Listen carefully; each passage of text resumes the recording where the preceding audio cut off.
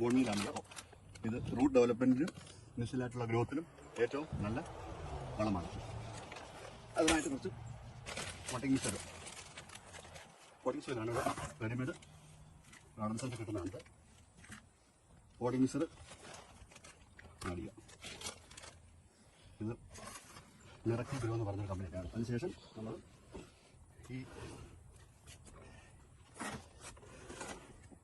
കരിവേപ്പിന് 2 എണ്ണമാണ്. ഇതിൽ ഒരെണ്ണം നമ്മൾ ഇളക്കുക. താഴേന്ന് അതിൻ്റെ വേര് പൊട്ടാതെ ഇളക്കിയെടുത്തിട്ട് ഇവിടെ പ്ലാന്റ് ചെയ്യാം. അപ്പോൾ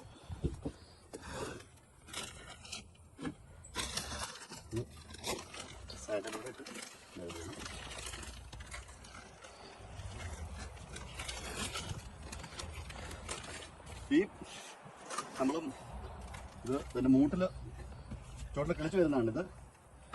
അത് നമ്മൾ പ്ലാന്റ് ചെയ്തെടുക്കുന്നതാണ്. ഇപ്പം അതിനുശേഷം നമുക്ക് വലിയ രാത്രിയൊക്കെ പൊട്ടിംഗ് മിക്സറെടുത്ത് പൊടിച്ചുകൊണ്ടിട്ട് മിക്സ് ചെയ്യാം. അപ്പോൾ പൊട്ടിങ്ങായി.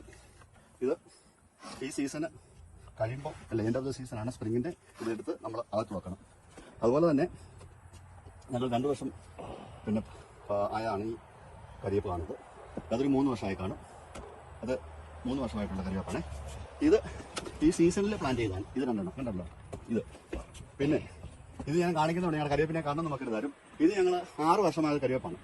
അപ്പം ഈ പ്ലാന്റിങ് കഴിഞ്ഞ് നമ്മൾ തീർച്ചയായിട്ടും ഇതിന് ഒരു ഈ പോട്ട് ചെയ്ത പ്ലാന്റിന് ഒരു 2 ആഴ്ച കഴിയുമ്പം ഈ സോല്യൂബിളായിട്ടുള്ള ഫെർട്ടിലൈസർ എല്ലാ ന്യൂട്രിയൻസും അടങ്ങിയതാണ്. ഇത് ഇവിടെ ഗാർഡൻ സെന്ററിൽ കിട്ടും. ഇതിലൊരു സ്പൂണ് 1 ലിറ്റർ വെള്ളത്തിൽ കലക്കിയിട്ട് മുട്ടിൽ ഒഴിച്ചു കൊടുക്കുക. ആഴ്ചയിൽ 1 പ്രാവശ്യം മാത്രം ഒഴിച്ചു കൊടുക്കുക. അങ്ങനെയാകുമ്പോൾ ഇതുപോലെ ഗ്രോത്ത് ഉണ്ടാകും. അതാണ് ഈ തണുപ്പുള്ള രാജ്യത്തെ നമുക്ക് ഈ കരിവേപ്പിനെ നമുക്ക് പരിരക്ഷിക്കാനുള്ള അല്ലെങ്കിൽ അതിനെ മെയിൻറ്റെയിൻ ചെയ്ത് വളർത്തിക്കൊണ്ട് വരാൻ ഈ പരുവത്തിൽ ആകുന്നുള്ളൊരു മെത്തേഡാണ് ഇത്. ഇതാണ് കരിവേപ്പ് ഞങ്ങളുടെ. ഇനിയും ഈ സീസണ് കഴിയാണ്. അതായത് ഇവിടെ വിന്റർ തുടങ്ങാൻ പോവാണ്. അപ്പോഴത്തേക്ക് ഈ എല്ലാം കൂടെ ഷെൽട്ടറിനകത്താക്കണം. ഇത് ഷെൽട്ടറിനകത്താക്കിയിട്ട് ഷെൽട്ടർ മീൻസ് പുറത്ത് ഇരുന്ന് കഴിഞ്ഞാൽ ഇത് സ്നോ വന്നു കഴിഞ്ഞാൽ എല്ലാം പോകും. അപ്പോൾ നമ്മൾ ഷെൽട്ടറിനകത്താക്കുകയും ചെയ്യും.